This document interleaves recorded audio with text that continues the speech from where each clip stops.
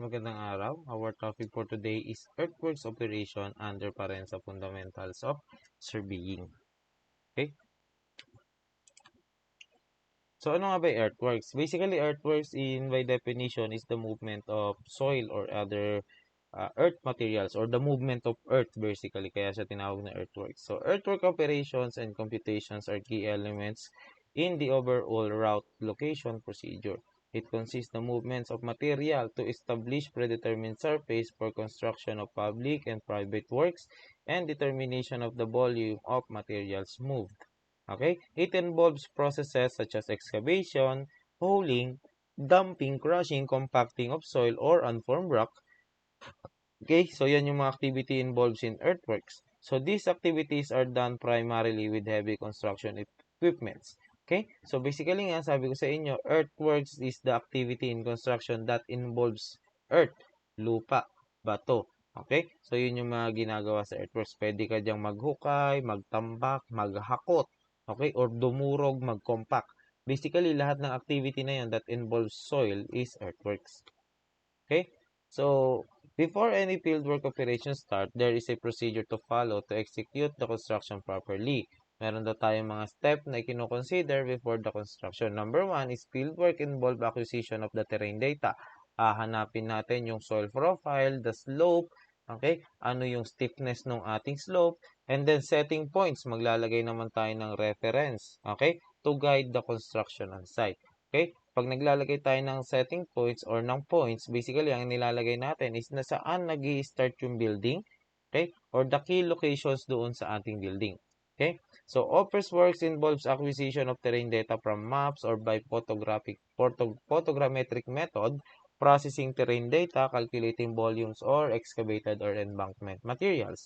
So, nagkakaroon tayo ng tinatawag na take-off. Pinag-aaralan natin kung ano yung itsura ng terrain, ano yung pinakamagandang paraan ng paghuhukay para hindi masyadong marami yung panambak or masyadong malaki yung huhukayin. And then, dito papasok yan sa economic procedure. Okay? So, ginagawa natin, hinahanap natin yung pinakasulit na paraan para ma-perform natin yung certain trabaho. And how do we do that? Paano natin masasabing sulit? Kapag yung volume ng nahukay natin is equivalent sa volume na pinatambak, that is one way of economic. Okay? So, magiging equal. Okay? Wala akong biniling lupa, wala rin akong itatapon. Right? Pero hindi sa lahat ng cases ganon. There are instances na baka ang nangyari is dahil gusto mo na yung huhukayin mo on this side is itatambak on the other side, itatravel mo ng truck. Ang nangyari ngayon, mas napamahal ka pa dahil doon sa consumption ng truck, sa rental ng truck, at saka sa mga equipment involved. So, baka mas mura pa na bumili ka na lang ng panambak doon sa malapit na area. For example, ganito yung naging project mo. Naghuhukay ka or yung pit mo, yung borrow pit mo is nasa Palayan, tapos yung tinatambakan mo nasa Santa Rosa. Pero may tambak naman ng lupa na pwedeng kunin sa Kabanatuan. Okay? So, hindi na economical na kapag ka doon nasa Palayan mo pa kukunin yung lupa dahil yun yung hinukay mo, tapos itatambak mo sa Santa Rosa. Okay? So, mas magiging economical pa na bilhin mo na lang yung lupa na nasa Kabanatuan, itambak mo sa Santa Rosa. Okay? Tapos yung nasa lupa sa Palayan, itapon mo o kaya naman, ibenta mo. Okay? Meron tayong, actually maraming paraan sa pagkuha ng volume, pero dalawa yung didiscuss natin ngayon. We have the Prismoidal formula. Under the Prismoidal formula, you have L over 6, A1 plus 4AM plus A2. A1 and A2 are the end areas, yung mga area doon sa dulo ng ating observation. And then AM is yung area doon sa gitna. Kapag hindi given yung coordinates, pwede mong i-average yung dalawa. Okay? So, yung isa naman is yung tinatawag nating end area, which is just simply the average of the two area multiplied by L over 2 or parang trapezoid lang, di ba? Volume ng trapezoid, area top, area bottom over 2 multiplied by the height. Okay? So, that is the average end area. Sabi dito, to correct itong end area kasi hindi siya accurate because of the consideration doon sa gitna, para daw ma-correct yun, magdadagdag tayo ng tinatawag na prismoidal correction to get the volume of our earthwork. Okay? So, the prismoidal correction is L over 12. L basically is the length from our end spans. So, dito sa area 1 to area 2. Multiplied by C1 minus C2. C1 is the height doon sa area 1.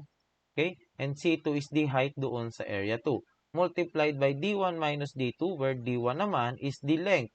Okay? Yung mula sa dulo-dulo nung ating area 1 and D2 is yung dulo-dulo nung area 2. Okay, so we have here sample problem number 1. Sabi dito, the following set of notes of an earthworks of a road construction which is undertaken by the Bureau of Public Works. Okay, so ito yung binigay sa ating data. At station 1020 is we have here data. Itong nasa gitna, this is the height. Okay, ito rather na mga nasa taas, these are yung ating distances. Ito yung distance from the center. Ito naman yung height or the elevation. Again, distance mula dun sa center line at ito naman yung height mula doon sa ating datum. Distance mula sa center line and then yung height doon sa ating datum. Okay? So, sa gitna, ang height natin is positive 2, kaya may positive sign dyan. At elevation 1040, positive 4 naman yung height doon sa gitna. And then we have a variation dito. Okay? So, ito-drawing natin yan. Ipapakita natin isa-isa. So, the base of the roadway is 9 meters which conforms with the BP, I think DPWH standards yun. Okay? The side slope is 1.5:1. Ano ibig sabihin nito? 1.5 horizontal, 1 vertical. So, compute the cross-sectional area at station 1 plus 020.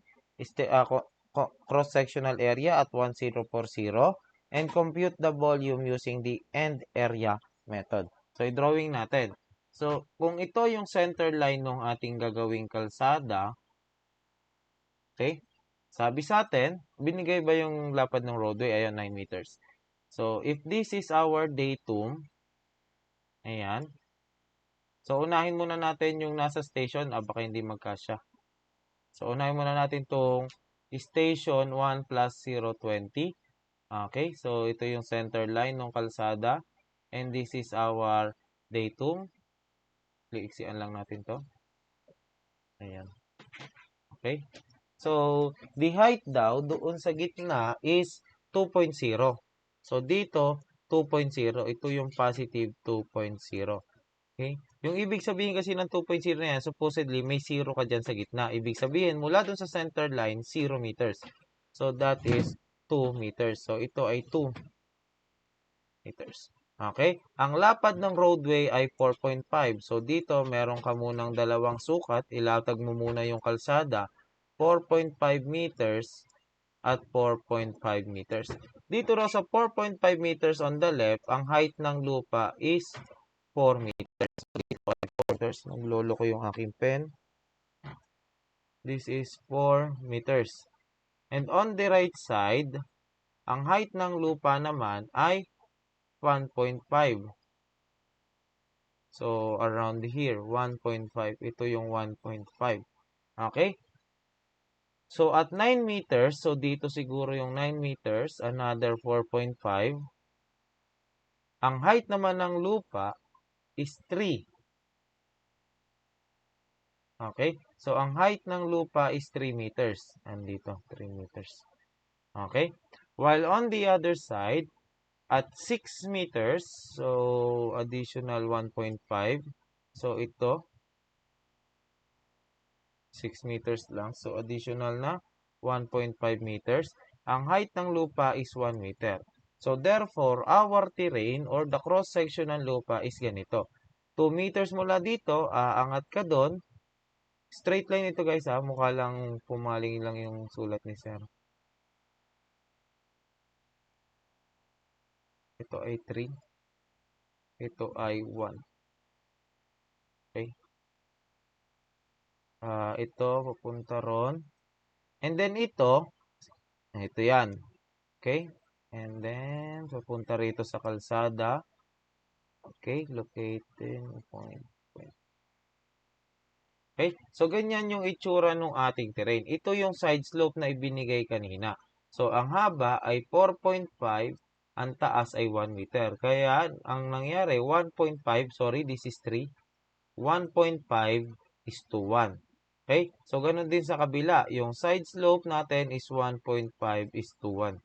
Okay, So, yan yung side slope. Kung hindi given yung length na to, you can compute this length using the side slope, di ba? Kasi kung ibibigay yung height na to, if this is 3 meters, mako-compute mo using the side slope. Okay? So, dito, mako-compute na natin yung area. Para ma-compute yung area, ang gagawin natin is i-divide natin yan into triangles. Siguro mas okay kung lakihan ko to.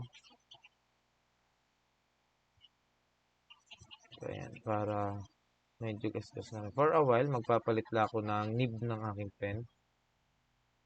Alright, so to solve this, ang gagawin natin to solve for the area is to divide this into triangles. Again, ito yung lapad ng kalsada, 9 meters, so hahatiin mo sa gitna, 4.5 by 4.5. Importante ito, ito yung pinaka-roadway natin, ha. Ito, this one. Okay? So, ito ngayon, yung tinatawag nating side slope. Ito yung nakalagay kanina na 1.5 horizontal, 1 vertical. Ito rin is 1.5 horizontal, 1 vertical. Okay? That is the side slope. Okay? To solve for the area, hatiin natin to into triangle. So, this will be our area 1. Dito sa gitna, may hati naman na. So, magkakaroon tayo ng trapezoid dito. At ito, meron ulit isang triangle. This will be our area 1, our area 2, our area 3, and our area 4. Okay? To determine the total area for this end, okay, sa area muna tayo, that would be the area total, area 1, plus area 2, plus area 3, plus area 4. So, the area total is area 1, triangle yan, na ang kanyang height ay 4.5, ang kanyang base naman is 4 meters, ito 2 meters, ito 1.5. Okay? So, ganun yung ibig sabihin ng ating mga height na yan. Okay? So, ang base is 4.5, the height is 4.5. Again, triangle. So, area 1 is 1 half, ang base ay 4.5, ang height ay 4 meters.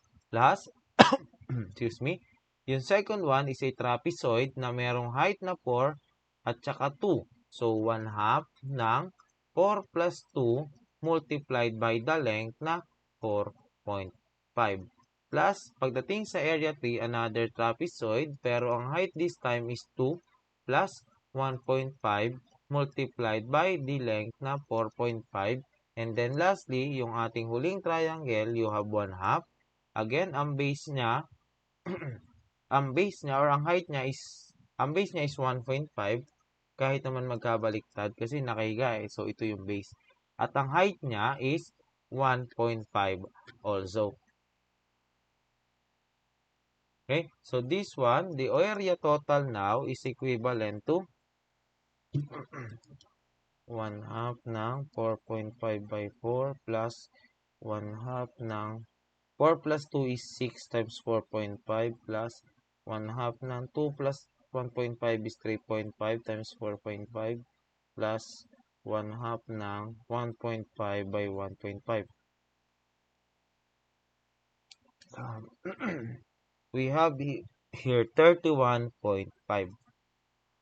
square meter. That is the end area at station 1 plus 0 to 0. Okay?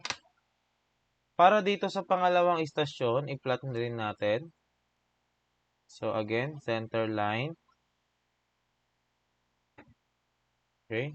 And then, okay. So, sa gitna, 2 meters. Ito yon. 4 meters rather. So, taas ng konti. 4 meters. And then, at 5.0, okay. Sorry. At 4.5 meters, hatiin muna natin to, length of roadway. So, 4.5, 4.5. At 4.5, the height is 5.0. So, roughly around here. Okay? And then, additional, this is 7.5. So, we have here 4.5 minus 7.5. You have 3. Additional 3 meter dito para sa side slope. And we have 7.5. 2 meters, sorry. 2 meters. So, this is kalahati 2. Okay? So, nalilito ako kasi sometimes ang representation nito, nasa taas yung elevation, nasa baba yung distance from the center. Pwedeng ganun yung mangyari. Ang titingnan nyo lang is yung plus and minus dito kasi yung plus minus na yan indicates elevation. Okay? And then the length of the roadway at this side is nandito. Dito naman sa kabila ay nandito. So dito at 4.5 we have elevation 2. So andito yon. And then at 9, so another 4.5 yon para maging 9. So the elevation is positive 3. Okay? So, ito ngayon yung cross-section natin. Dito, papunta sa kalsada. Ito yung pinakakalsada natin, which is 9 meters. Alright? So, ito, ang sabi natin, this is positive 3. Okay, pag ganon. Ito pa, ganon. Oops, sorry. Ayan. And ito ay, alright. Okay. Okay. So, yan. Okay na yung ating cross-section. Ganito yung itsura. Mukhang crane. No? Yung paper crane. Okay? So, ngayon, kukunin na natin yung area. Again, to solve for the area, i-cut mo ulit into triangles and trapezoid. So, ito, ikakat ko dito. Ito, ang height nito ay 5. Ito ay 4. Ito ay 2. So, still have our area 1, area 2, area 3, as well as area 4. Okay? So, computein natin yung area total. That would be area 1 plus area 2 plus area 3 plus area 4. So, area total would be yung area 1, again, 1 half. Ang base niya ay 3. Ang height niya ay 5. 3, 5. Okay? Plus, this one is a trapezoid. So, you have 1 half ng 5 plus 4 multiplied by the length na 4.5. Plus, the trapezoid here, 1 half ng 4 plus 2 multiplied by the length na 4.5. And then lastly, yung area 4 natin is triangle, 1 half. The base is 4.5, the height is 2. Okay? So, area total now would be equivalent to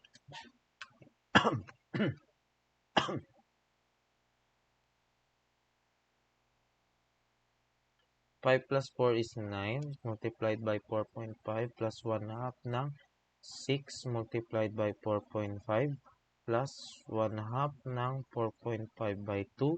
We have here 45.75 square meter. Okay? So, ito na ngayon yung dalawang area na tinatanong sa atin. Computein natin yung volume using the end area. And sabi natin that is L over 2 area 1 plus area 2. Okay? So, ano yung length natin? Yung length is yung pagitan dun sa dalawang istasyon. So, 0.40 tsaka 0.20, ang pagitan ay 20 meters. So, over 2. So, our area 1 is 31.5 plus our area 2 is, ayun na pala, 45.75. Therefore, our BE is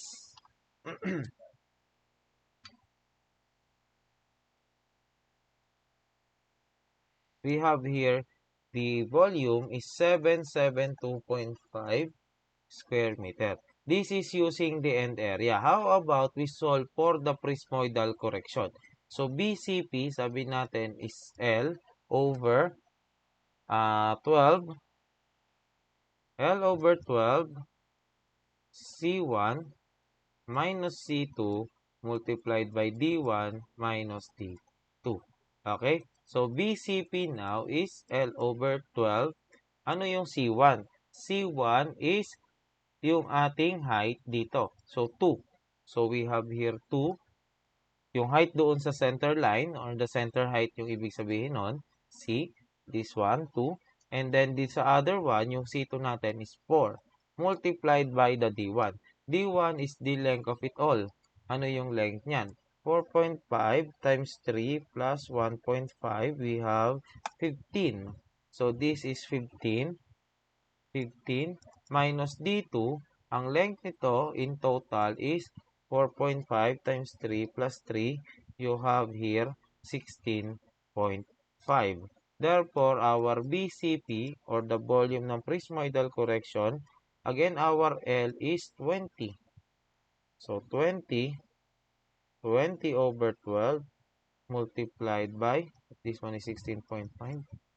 2 minus 4 times 15 minus 16.5. We have here 5 cubic meter.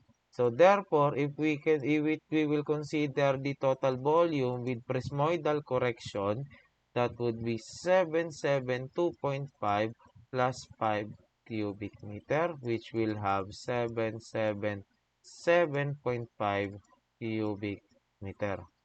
Okay? Pero yung tanong lang sa atin is using the end area. So ito lang yung sagot, extra lang natin ito.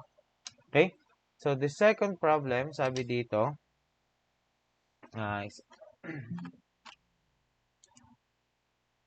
so I will duplicate this one.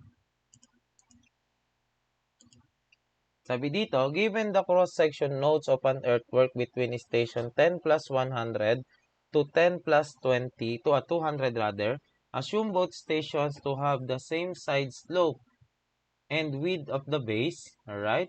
So ito daw yung data natin. These are the nodes. Compute the width of the base and compute the value of x at station 10 plus 200. Okay, so ang tinatanong is yung elevation sa center. If it has a cross-sectional area of 14.64 square meter.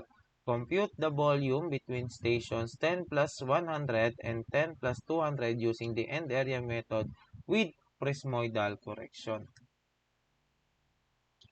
Alright. So, i-drawing muna natin. Punta tayo sa next slide. I-drawing muna natin dito sa station 1 plus 00. 10 plus 100. So, 10 plus 100 muna tayo.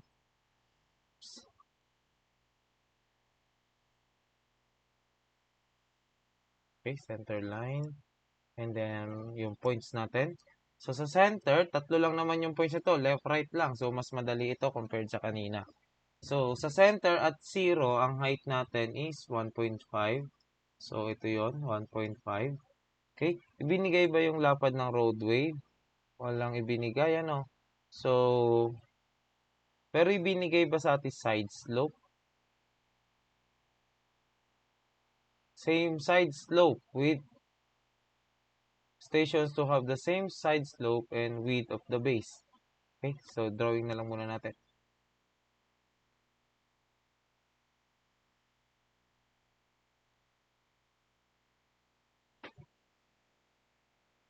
So, dito, we have here 6.45, and then on the other side is 4.5.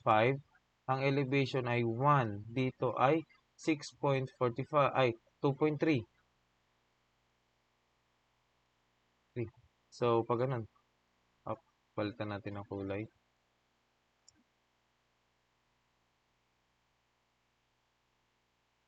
So, hindi ibinigay yung roadway, hindi rin ibinigay yung slope. So, i-assume ko na lang muna dito. Ang sabi lang sa atin ng problem, equal daw yung ating length ng roadway on the left and on the right side. So, kung ito, sabihin natin ay base, ito yung roadway natin. Therefore, ito hanggang dito is B over 2. Diba? Kasi hati. Oops. Walang control Z. Malasan. Okay? So, if this is B, therefore, yung kalahati is B over 2. So, assume ko muna na ito ay ayan. B over 2, B over 2. And then, same daw sila ng side slope. Okay? Same yung horizontal vertical nito at same din yung horizontal vertical. Baliktad. Yung horizontal vertical on the other side. Ulit. Okay?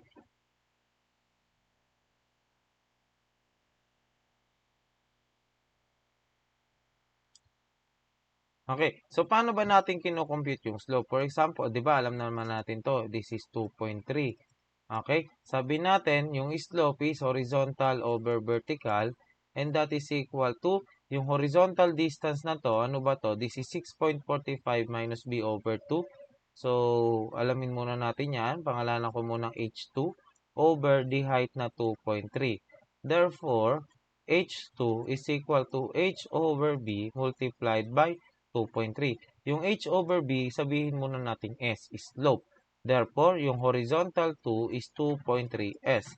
So, ito ngayon, pabihin natin 2.3S. At yung the other side, since this is 1.0, this will become just simply S. Okay? So, magiging 1.0S naman itong kabilang side. Okay? So, 1.0S. Ayan. Burahin na natin to. Okay? So, that would be 1.0S. We have now here our relationship. Okay? So, dito, we can say that B over 2 plus 2.3S is equal to 6.45. Ito naman 1.0S plus B over 2 is equal to 4.5. So, we have two equations here. So, again, the first equation, 2.3S plus B over 2 is equal to 6.45. And then the second one is 1.0S plus B over 2 is equal to 4.5. So, ngayon, kung ito ay susubtract ko to, okay, by cancellation, matatanggal yung B over 2, makukuha ko ngayon yung side slope. So, 2.3 minus 1, that would be 1.3S, equivalent sa 6.45 minus 4.5, you have 1.95. Therefore, our side slope S is 1.95 over 1.3, or basically 3 over 2. If this is the side slope, we can now solve for B over 2. Substitute nyo lang sa kahit alin dyan, you will get B over 2, or we can basically get the value of B. Okay? What should be the value of B? That would be 2 multiplied by 6.45 minus 2.3 times 3 over 2. The value of B is 6 meters. Therefore, yung lapad ng ating kalsada is 6 meters. Okay? Again, isinubstitute ko lang pabalik dito sa unang equation yung ating S. Kaya ko nakuha yung 6 meters. Okay? So, kung alam na natin yung value ng B, okay, we can now solve for the area. Hinahanap ba sa atin yung area? Oh, na-compute na natin yung base. Check ka na, boy. Okay? Computein, ito x yung hinahanap. Pero nandito na lang din ako, computein ko na yung area. Okay, so kunin ko na yung area dito. Again, drawing na lang ako ng triangle dito. Since hindi na to, unlike nung kanina, na known natin yung points, dito hindi natin alam yung points at this level, yung kapantay ng kalsada. So, ang ito-drawing natin dito. Okay? Ayan. So, ganyan yung magiging area natin. This will be area 1, this will be area 2, area 3, and area 4. Okay.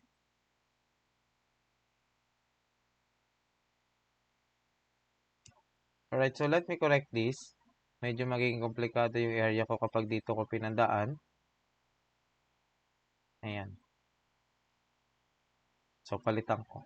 Although, pwede rin naman. Yun nga lang, komplikado nga. So, dito na lang tayo. Pwedeng ito, mas madali kasi pagka nanggaling dito. Ayan. This will be our area 1. Ito yung area 2. This will be our area 3. At ito yung our area 4. Okay?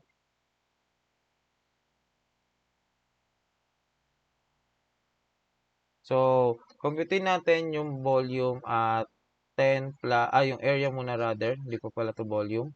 So, area at 10 plus 100. Okay? So, the area here is equivalent sa area 1 plus area 2 plus area 3 plus area 4. So, the area at 10 plus 100 would be area 1.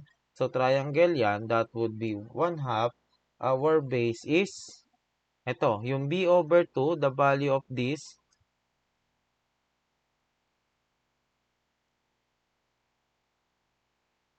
ito ngayon ay 3 kasi kalahati ng 6. Ito rin ay 3. So, the base of our triangle is 3 multiplied by the height na 2.3. Okay? Plus, itong area to naman, ang height natin ngayon dito ay 1.5. So, triangle pa rin yan. While our base is ito, 6.45. Okay? 6.45. So, 1/2 ng 6.45 multiplied by 1.5. Sa area 3, again, the height is still 1.5, pero yung kanyang length na nung triangle na to is 4.5. So, 1/2 ngayon ng 4.5 multiplied by 1.5 plus the other one is 1/2. Our base is 3 and our height is 1.0. Ito. Okay, this is 1.0.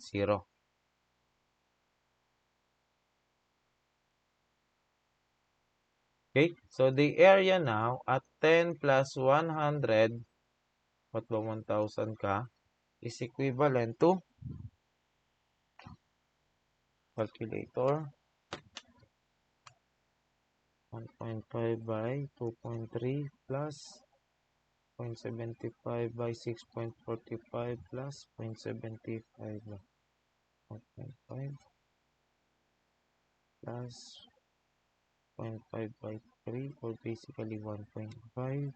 The area is 13.1625. Okay? So, this is now the area at this point. Puntahan natin yung pangalawang istasyon. This is now the station 10 plus 200. Okay? So, section tayo. Oops. Medyo minamadali ko na. Alas 11 na. Okay? So, dito, hindi natin alam yung elevation sa gitna. So, ilalagay ko muna dito ay x. Okay? And then here, the elevation, sabi natin 3 meters na yung lapad ng kalsada. Balo mo na, alam mo na 3 meters yan. So, this is 3. 3. And this is also 3.0. Okay? So, at 6:45, so ilan na lang yung matitira dito at 6:45? So, 6.45 minus 3, you have 3.45. Okay? Ang elevation daw natin ay 2.3. So, assume lang muna natin na mas mataas kasi hindi natin alam yung elevation ng x. Assume ko lang muna mas mataas. Okay? And then, on the other side naman is, ay, sorry for that. Dito ako nakatingin. Ito dapat. Let me correct that. So, dito, ang naiwan na lang ay 6 meters. So, therefore, 3.0 dito. Ayan. Sorry. And the height is 2. Okay? On the other side naman, 6.9. Therefore, meron tayo ditong 3.9. And the height is 2.6. So, pag ganito yung itsura natin. Okay?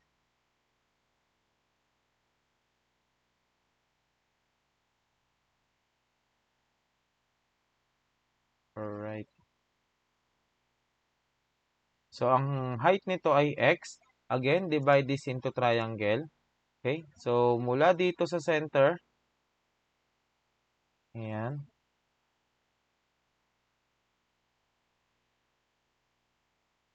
Okay? So, ito ngayon yung magiging area 1 natin. Area 1, area 2, area 3, area 4. Let us check for the side slope. Ano yung nakuha nating side slope kanina? 3:2. 3 horizontal, 2 vertical. So, tama ito. 3 horizontal, 2 vertical. For this one, okay. So, try nga natin yung 3/9. 3.9 over 2.6. Ayan, 3 halves. In compliance pa rin tayo sa ating side slope na 3 horizontal, 2 vertical. Okay, so sabi sa atin ng problem for this case, the area daw is 14.64. So, our area total is 14.64 and that would be equal sa area 1 plus area 2 plus area 3 plus area 4. Okay, so 14.64 now is equivalent sa area 1. That would be 1/2. Ang base natin dito ay 3. Okay, 3.0 ito.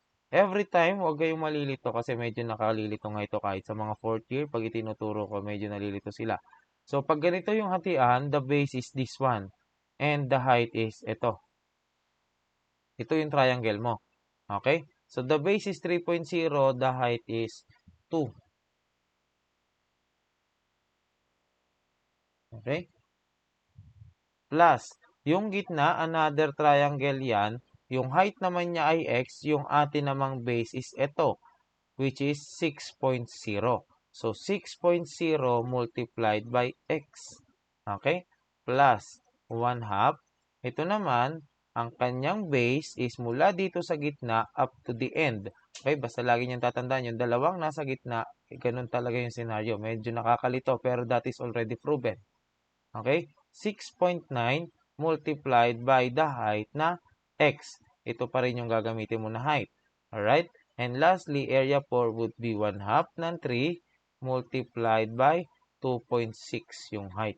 Here you can solve for x is equal to 14.64, alpha equal to 1/2, 3 times 2 plus 1/2 multiplied by 6 times alpha x plus 1/2 multiplied by 6.9 alpha x plus 1/2 ng 3 by 2.6. You have here shift solve.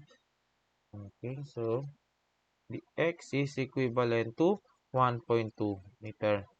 Okay, so kung alam mo na yung value ng x, alam mo na yung area dito, we can now use the volume, we can now solve for the volume using the end area, which is L over 2 multiplied by area 1 plus area 2. Okay? So, the volume using end area, our L is 100 dahil ito ay the difference between the two stations. So, 100 over 2 multiplied by area 1 is 13.1625. 13.1625 plus our area 2 is 14.64. 14.64. Therefore, the volume E is 50 times 13.1625 plus 14.64. 1390.125 square meter. Cubic meter rather. This is already volume. Okay? So, sabi sa atin, with prismoidal correction, therefore, kailangan natin i-solve ito. L over 12, C1 minus C2 multiplied by D1 minus D2. So, volume of the prismoidal correction, our L is 100 over 12. C1 is yung height doon sa center ng ating unang area, which is 1.5. Minus yung height naman doon sa pangalawang area, which is 1.2. Multiplied by D1. Ito, mula dito hanggang doon si other end. So, 6.45 plus 4.5. You have here 10.95. Okay. Minus yung doon naman sa kabila, 12.9. Okay. So, you have here BCP equivalent sa 100 over 12 multiplied by 1.5 minus 1.2 over 10.95 minus 12.9. Okay? This is negative 4.875. So, deduction yung ating correction. Therefore, the volume is 1,390.125 minus 4.875. Therefore, the volume is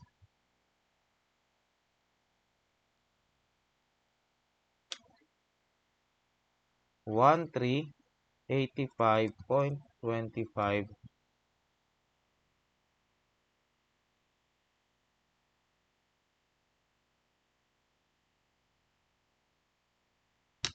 O, balikan nga natin formula.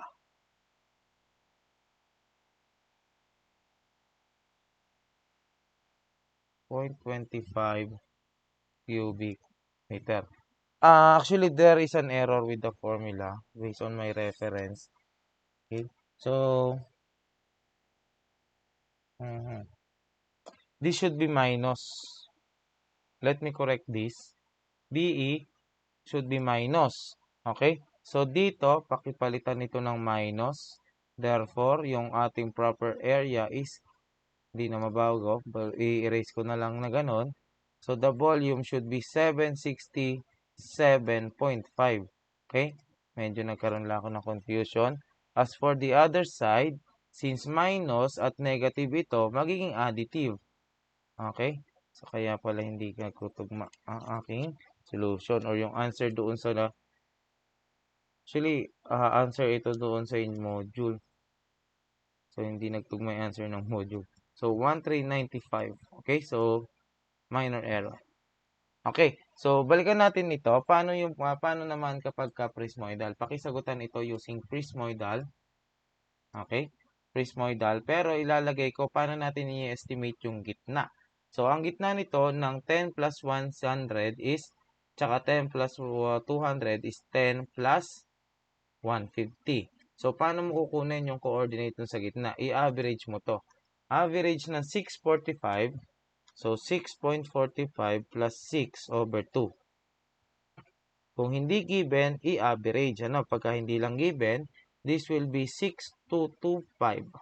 Okay? 6.225 over, i-average mo rin ito, 2.3 plus 2 divided by 2, that would be 2.15.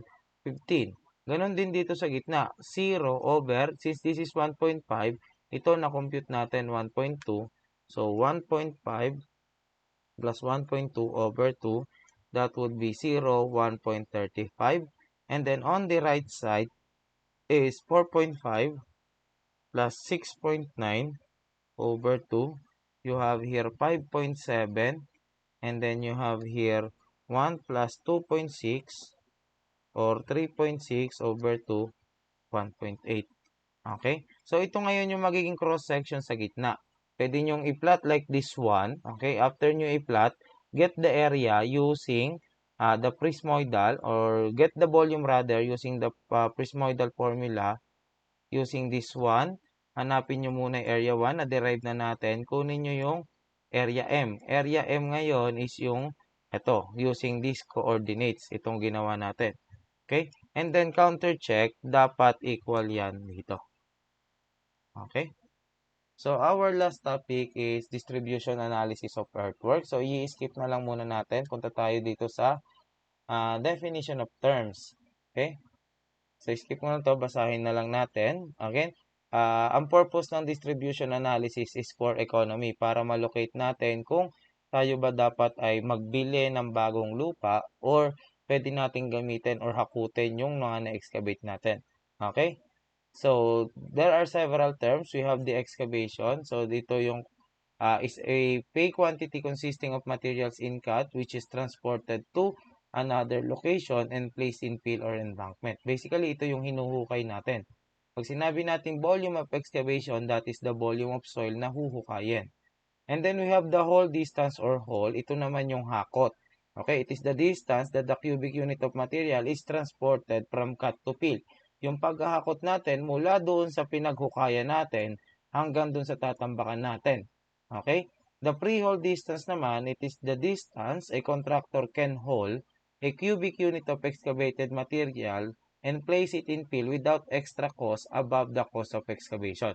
Basically, yung pre-hole is, ito yung distance naman in stations kung saan yung hinukay natin, mailalagay natin or maitatambak natin doon sa fill nang hindi tayo gumagastos. For example, based on the analysis, ang nakuha lang na distansya ay 3.0 meter per pre-hole.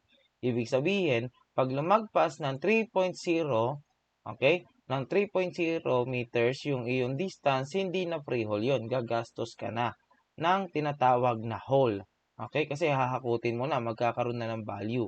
Under the pre-hole, wala pang value or zero yung hauling natin. And then the overhaul is any haul distance beyond the pre-haul. Yung beyond sa 3.0 na yan, is yan na yung tinatawag na overhaul. Yan na yung may charge. Babayaran mo na yan per cubic meter. And then the waste naman, ito yung sobra. Okay? Kung naghukay ka, ito yung sobra na kailangan mong itapon.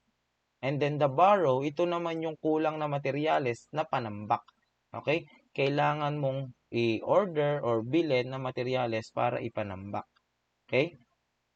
So, ano yung mass diagram? Yung mass diagram naman is, that is the distribution of the volume. So, dito kung mapapansin nyo, okay, kung mapapansin nyo dito, sabi, meron tayong volume, nakalagay yung terrain. Ito yung terrain ng ating lupa. Ito yung grade line. So, inilalagay natin yung grade line to balance kung nasaan ba yung ating mga volume of excavation. Like for this one, since above siya ng grade line, ito yung excavation natin. Or this portion is yung excavation, while this one is yung fill. Okay? So, yan yung cut, excavation, or yung iba tinatawag na cut. Ito naman yung baba is yung fill, yung tatambakan. So, dito, inilocate natin kung alin yung waste. Bakit waste? Kasi, over na siya doon sa freehold. Gagastos na tayo. Okay? So, dito, the volume of this, yung darkly shaded, is equal to this volume. At yan yung tinatawag nating hole limit. Okay? Ibig sabihin, at that limitation, equal yung volume natin. Therefore, yung consideration natin sa kasunod is economical pa ba kung yung waste na to is ilalagay ko dito sa borrow na to. Okay? Kung yung waste gagamitin kong borrow. Right?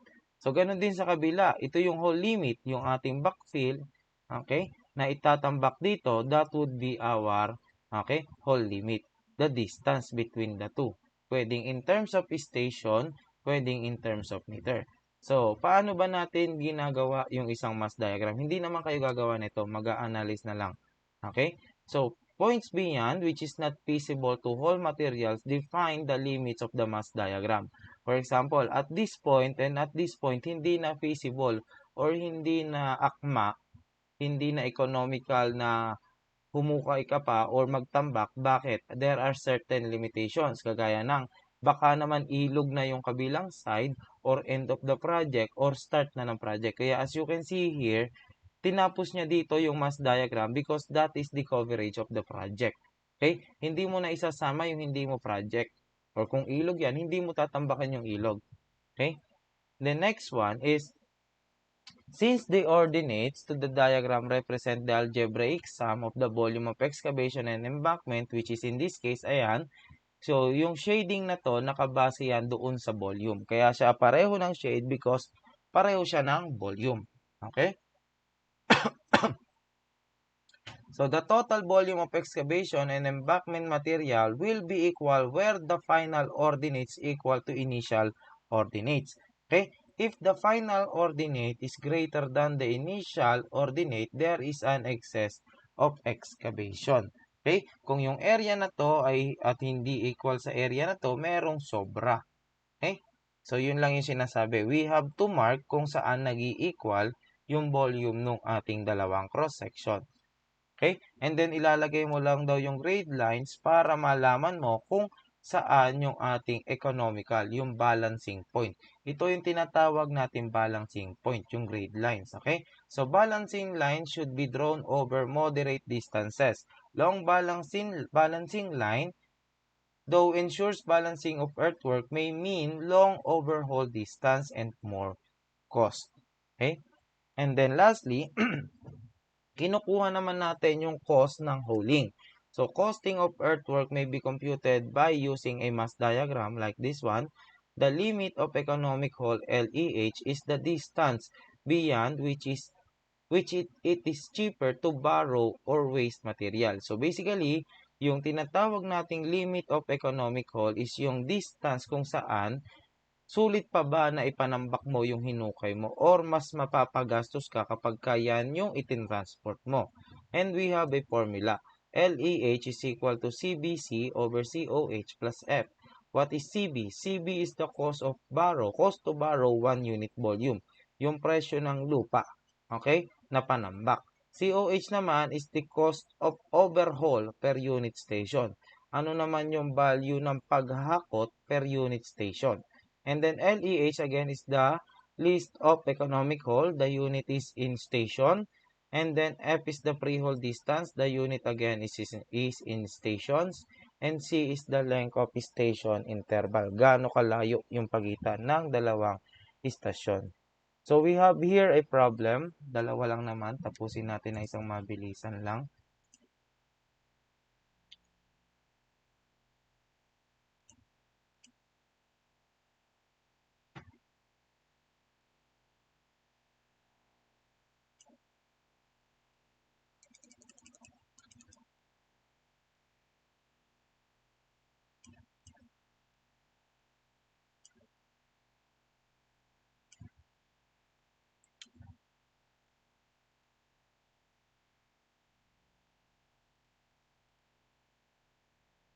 Uy, ayaw niya.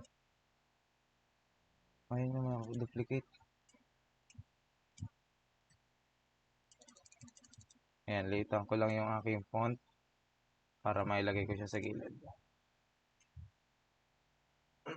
Okay, so the first question here is that the earthworks data of a proposed highway shown on the tabulated data. Length of economic hole is 450. Stationing, I think I should do this the other time na lang siguro. Medyo mahaba na rin. Okay, so that's it for now. Ipo-postpone ko na muna. Medyo lightheaded na. Alright, so that would be all. I will be giving your take-home quiz today also. Thank you.